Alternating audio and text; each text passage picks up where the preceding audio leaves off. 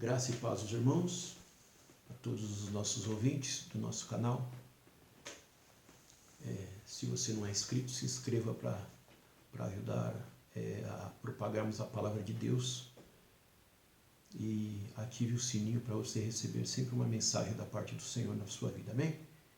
Nós queremos tratar de um assunto hoje que se encontra no livro de João, o Evangelho de João, capítulo 3, versículo 16, um versículo muito conhecido da igreja por parte daqueles que já conhecem o Evangelho, que diz: porque Deus amou o mundo de tal maneira que deu seu Filho unigênito, para que todo aquele que nele crê não pereça, mas tenha a vida eterna. Só abrir um parênteses aí sobre este versículo, para nós observarmos que o sujeito aí do versículo é oculto, né? Ou seja, Deus não está dizendo quem ele escolheu. Todo aquele que nele crê não pereça, mas tenha a vida eterna. Nós temos visto nos dias de hoje alguns pregadores dizendo que Deus já elegeu o seu povo, né? Que Deus já escolheu e já tem o povo dele eleito e salvo. Mas vamos para a palavra de Deus. Jesus colocou o homem no jardim do Éden e a única prerrogativa dele foi dizer ao homem: de todo fruto você vai comer, mas do fruto da árvore do conhecimento do bem e do mal você não vai comer, porque o dia em que você comer certamente você morrerá. Ora, se Deus já escolheu para a salvação o ser humano, por que Deus iria então dar a opção do homem escolher entre a vida e a morte? Não é verdade? Então, vamos analisar. A metafísica, existe uma matéria chamada metafísica, que trata sobre potência e ato. O que são essas coisas? Potência é uma coisa que está na nossa cabeça, né?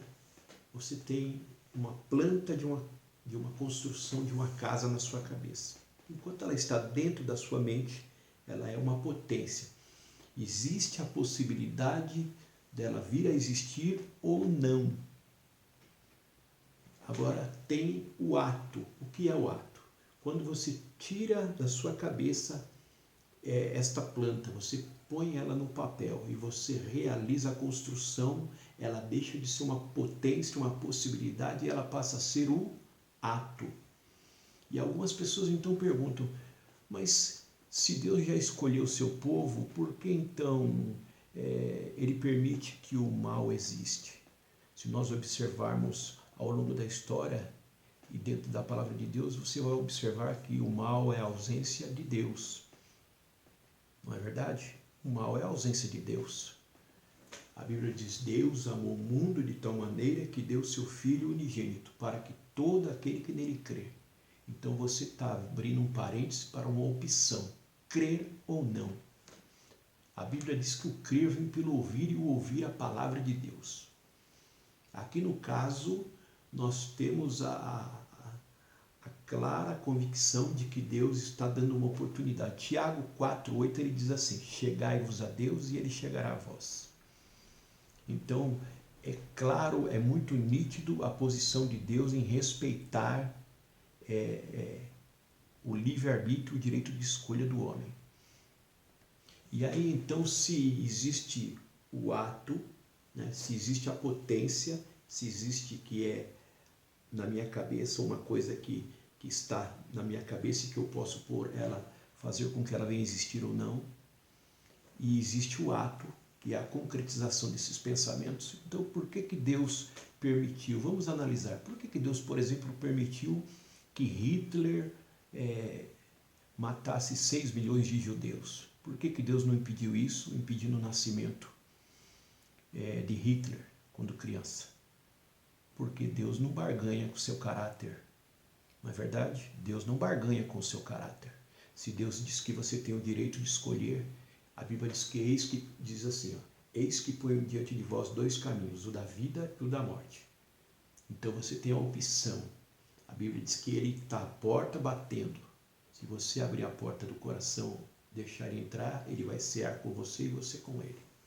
Então, se Jesus matasse Hitler ainda no ventre de sua mãe, para não permitir a existência de Hitler, Deus deixaria de ser Deus.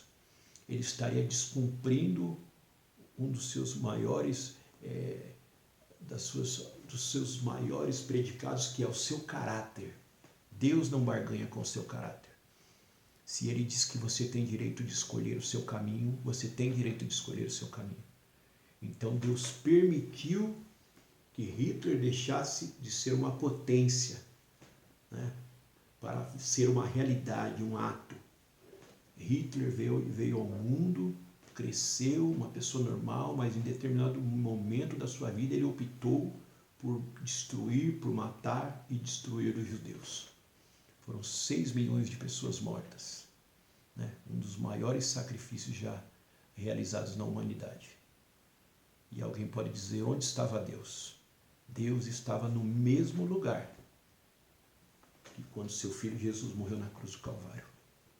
As pessoas se perguntam, mas se Deus existe, por que existe tanta coisa ruim no mundo? Por que Deus permite tanta coisa ruim acontecer? Lembrando você que o maior preço pagou Deus, pagou Jesus, seu filho. Lá na cruz do Calvário, a Bíblia diz que ele se esvaziou de si, ou seja, ele abriu mão da sua condição de Deus, de estar junto do Pai. Agora ele se transforma, ele vem ao mundo como homem, né? Ele se esvazia dos seus poderes, né? Como se ele tirasse um relógio de pulso e deixasse de lado. E agora ele está aqui no mundo como homem. Como homem, ele sofreu, ele foi humilhado, martirizado, abriu seus braços na cruz do Calvário. Por isso nós já dissemos aqui em outro vídeo que a graça, ela é de graça, mas não é barato. Custou um alto preço, preço de sangue. Quando você pensar sobre graça, lembre-se que ela custou preço de sangue, sangue inocente. Né? Isaías diz que ele levou sobre si as nossas enfermidades e o castigo que nos trouxe a paz estava sobre ele. E sobre as suas pisaduras nós somos sarados. Ou seja, Deus sarou as nossas vidas, sarou os nossos pecados através da morte do teu filho, entregando para a morte o seu filho, para que todo aquele que nele crê não pereça, mas tenha a vida eterna. Então você tem um direito de escolha, você tem uma oportunidade. Você que está me ouvindo, você tem uma oportunidade. Ah, mas os meus pecados são muitos. Você não vai ser julgado pelos seus pecados, mas você vai ser julgado pela graça que você rejeitou. Então, aceite esta graça hoje. Aceite a Jesus hoje. Abra o seu coração para Cristo. Dê lugar para a sua palavra. A Bíblia diz, conhecereis a verdade e a verdade vos libertará. Seja liberto nesta manhã, em nome de Jesus. Que Deus abençoe a sua vida, que Deus abençoe a sua família, em nome de Jesus.